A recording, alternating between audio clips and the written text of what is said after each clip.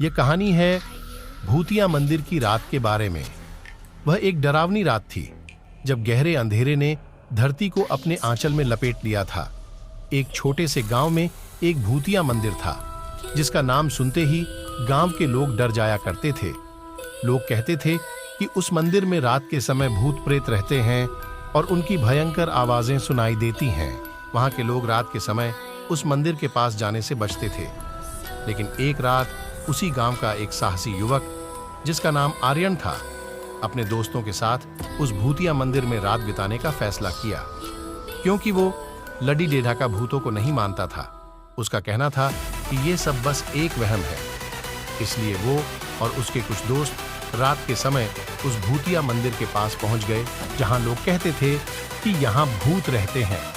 मंदिर के अंदर जाते ही उनको डरावना एहसास होने लगा, लेकिन यह आर्यन के उत्साह को और भी बढ़ा देता है।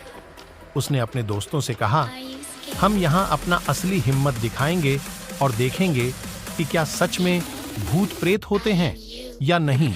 उन्होंने वहां रखे दीपकों को जलाया और भूतिया मंदिर के अंदर आगे बढ़ा। एक दूसरे कमरे में उन्होंने एक भूतिया रोमांचक किताब मिली। आर्यन ने उसे लेकर अपने दोस्तों को दिखाया और वे सभी बैठकर उसे पढ़ने लगे। धीरे धीरे रात बीत रही थी और उनका डर भी कम हो रहा था। लेकिन तभी एक अजीब आवाज सुनाई दी। कौन है?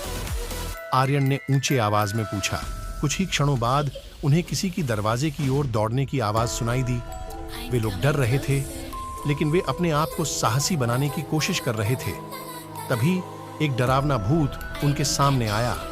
उसकी आंखें लाल थीं और उसके चेहरे पर भयंकर मुस्कान थी। तुम्हारा स्वागत है आर्यन, उसने डरावनी आवाज में कहा। आर्यन और उसके दोस्तों का दिल धड़कने लगा और वे लोग डर से भयभीत होकर पीछे हटने की कोशिश करने लगे। लेकिन तभी उस भूत ने उनसे कहा, अरे डरो नहीं, मुझे माफ करना आर्यन। मुझे तुम्हें डराने का इरादा नहीं था। मुझे बहुत दिनों से मनुष्यों से मिलना था और मैं यह चाहता था कि कोई इस मंदिर में आए। आर्यन और उसके दोस्तों का डर थोड़ा काम हुआ और वे लोग उस भूत के साथ बातचीत करने लगे। वह एक पुरानी कहानी सुनाने लगा जिसमें उसने बताया कि कैसे कुछ लोगों ने उसे इस मंदिर के अंदर ही भटकती रहती है। कोई इस रहस्य को जानता भी नहीं था, इसलिए उसे आज तक मुक्ति नहीं मिल पाई है। वे रात भर उस भूत के साथ बातें करते रहे और समय के साथ उनका डर भी खत्म हो गया। वे समझ गए कि सब भूत प्रेत बस लोगों को परेशान ही नहीं करते, बल्कि कुछ अपनी मुक्ति के लिए लोगों से मदद भी मांगते हैं। सुबह होते ही वे लोग मंदिर से बाहर निकल आए और उस भूत की मुक्त कराने का उपाय किया और वे सभी लोग बहुत खुश थे। उनके लिए यह अनुभव सचमुच यादगार था। इस कहानी से हमें यह सीखने को मिलता है कि डर को मानसिक रूप से परास्त करना हमारे लिए एक नया उत्साह का पैदा कर सकता है।